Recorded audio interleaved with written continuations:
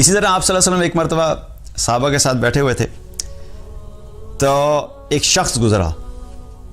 آپ صلی اللہ علیہ وسلم کا ایک تربیت کرنے کا ایک طریقہ تھا. نبی صلی اللہ علیہ وسلم مختلف سچویشنز کے حساب سے صحابہ سے سوال کیا کرتے تھے اور یہ جاننے کے لیے کہ صحابہ کا ذہن کیا ہے اس کے بارے میں, اور اگر وہ درست ہے تو ٹھیک ہے, ورنہ آپ صلی اللہ علیہ وسلم ان کے سوچنے کے انداز کو تبدیل کرتے تھے. کیونکہ یہ چیز بڑی امپورٹنٹ ہے کہ ہم ہر چیز کو انالائز کیسے کرتے ہیں, ہم اپنے ذہن سے کسی چیز کے بارے میں کیا کانسیپٹ رکھتے ہیں, یہ بہت چیز اہم ہے.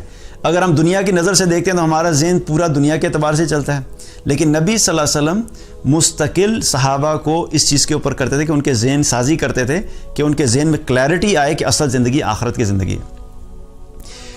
تو ایک شخص جب گزرا تو آپ صلی اللہ علیہ وسلم نے صحابہ سے پوچھا کہ تم لوگوں کا اس شخص کے بارے میں کیا خیال ہے؟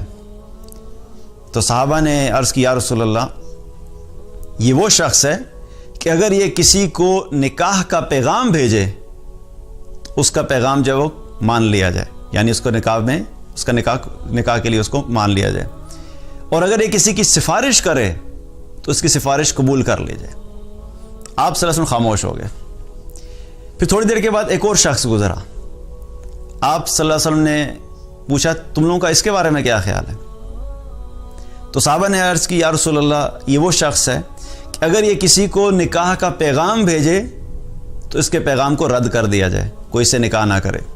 اگر یہ کسی کی سفارش کرے تو اس کی سفارش بھی قبول نہ کی جائے, اور اگر یہ کہیں پہ بات کرے یا کوئی بات کرے تو اس کی بات کو بھی کوئی نہ سنے. تو آپ صلی اللہ علیہ وسلم نے فرمایا کہ جو شخص پہلے گزرا تھا, اگر اس طرح کے لوگوں سے پوری دنیا بھر دی جائے تو یہ ایک شخص ان تمام لوگوں سے بہتر ہے. یہ ایک شخص تمام لوگوں سے بہتر ہے. وہ جس کے پاس مال بھی ہے, ظاہری طور پہ بھی خوبصورت ہے, اور نکاح کا پیغام بھیجے تو ہر کوئی نکاح کرنے کے لیے تیار ہے. تو ہم بھی کیا کرتے ہیں, دنیا کے اعتبار سے لوگوں کو ایسے ہی ایویلیویٹ کرتے ہیں نا کہ, اور شادیوں کے لیے بھی کیا ہوتا ہے, اکثر لوگ ایسے ہی ڈھونڈتے ہیں. شادی کے لیے لڑکا کیا ہونا چاہیے, اس کے پاس مال ہونا چاہیے, گاڑی اچھی ہونی چاہیے, جاب اچھی ہونی چاہیے, بزنس اچھا ہونا چاہیے. دین کے اعتبار سے اس کو کچھ پتہ ہے, کوئی فرق نہیں پڑتا, لیکن دنیا کے اعتبار سے بندہ اعلیٰ ہونا چاہیے. یہی ہمارا بھی کرائٹیریا ہوتا ہے. اور نبی صلی اللہ علیہ وسلم کیا فرما رہے ہیں کہ ایسے لوگ جو دنیا کے اعتبار سے جتنے مرضی آگے ہیں لیکن اللہ کے نافرمان ہیں, اور دوسری طرف ایک شخص ہے جو بالکل ہی معمولی کمزور سا انسان ہے لیکن اللہ کا فرما بردار ہے, تو اللہ سبحانہ تعالیٰ کے آگے اس شخص کی ویلیو زیادہ ہے, چاہے اس طرح کے لوگ پوری دنیا سے بھر دیے جائیں. تو یہ مقام ہے کمزور اور مساکین لوگوں کا اللہ کی نظر میں.